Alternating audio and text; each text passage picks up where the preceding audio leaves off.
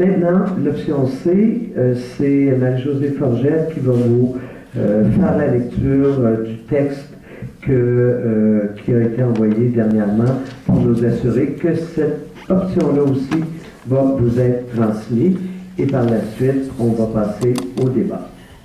Marie-Josée. Entente électorale avec le PQ ou non, prendre le temps de bien faire les choses. Avec la question d'une potentielle entente électorale avec le PQ, Québec solidaire fait face à l'un des choix les plus difficiles de sa courte existence. Deux grandes options s'offrent à nous, conclure une entente ou ne pas conclure une entente. Il faudra bien trancher. Or, par-delà la question du choix qui sera fait, il ne faudrait pas oublier une autre donnée fondamentale, le moment où cette décision sera prise. La position que nous avançons dans ce texte repose sur l'idée qu'il est trop précoce en mai 2017 de sceller le sort de cette convergence PQ-QS. Ainsi, nous ne nous prononcerons pas sur le bien fondé des deux grandes options et nous ne présumerons pas de la décision finale. Plutôt, nous soutenons qu'il faut reporter le moment de la décision finale au Congrès de novembre 2017 où sera également traitée la question de la plateforme électorale pour l'élection de 2018.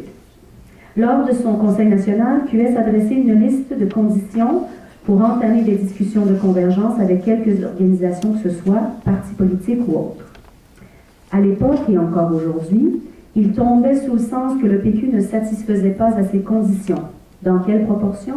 Nous laissons chaque personne juger de cela. Or, la proposition principale déposée en janvier par Jean-François Lisée semble avoir été rédigée dans le but de favoriser un rapprochement avec QS. Or, le PQ étant un parti hétéroclite où se côtoient des progressistes comme des gens se situant davantage à droite sur l'échiquier politique, il serait hasardeux de présumer à ce moment-ci du sort que connaîtra cette proposition principale. D'ici l'automne, les différentes associations locales du parti seront appelées à adopter, amender ou rejeter les mesures qui s'y trouvent. Le premier argument en faveur d'un report de la décision de QS sur l'entente électorale avec le PQ découle de cet état de fait.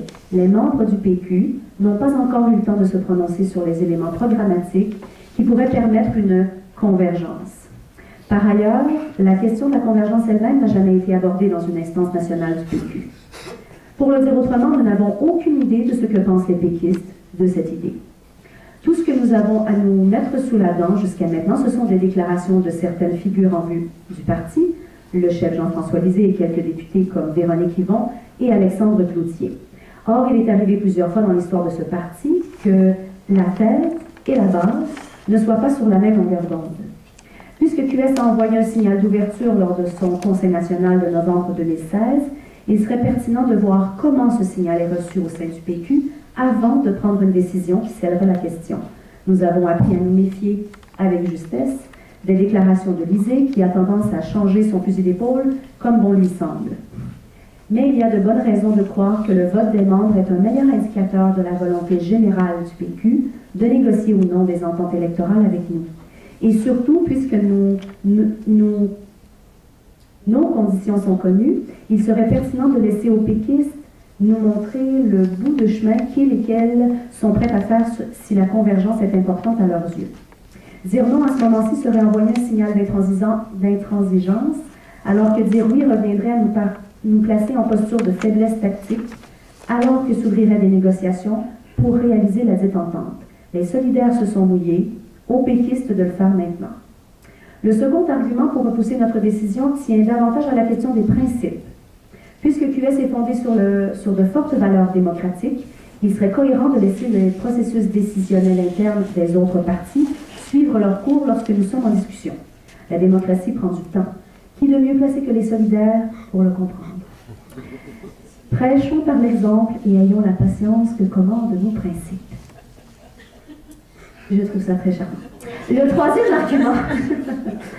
argument va dans le même sens. Lorsqu'à l'automne 2016, Jean-François Lisée a offert à QS de présenter une candidature commune à l'élection partielle dans la circonscription de Verdun, à Montréal, notre refus a été motivé par plusieurs raisons, dont la plus importante était que notre parti n'avait pas encore eu l'occasion de se prononcer sur la question de la convergence. Avant de rendre notre décision finale sur le sujet, il serait non seulement courtois, mais aussi cohérent avec nos propres déclarations, de laisser la même chance aux péquistes. Enfin, On dit souvent que 6 mois correspondent à une éternité en politique.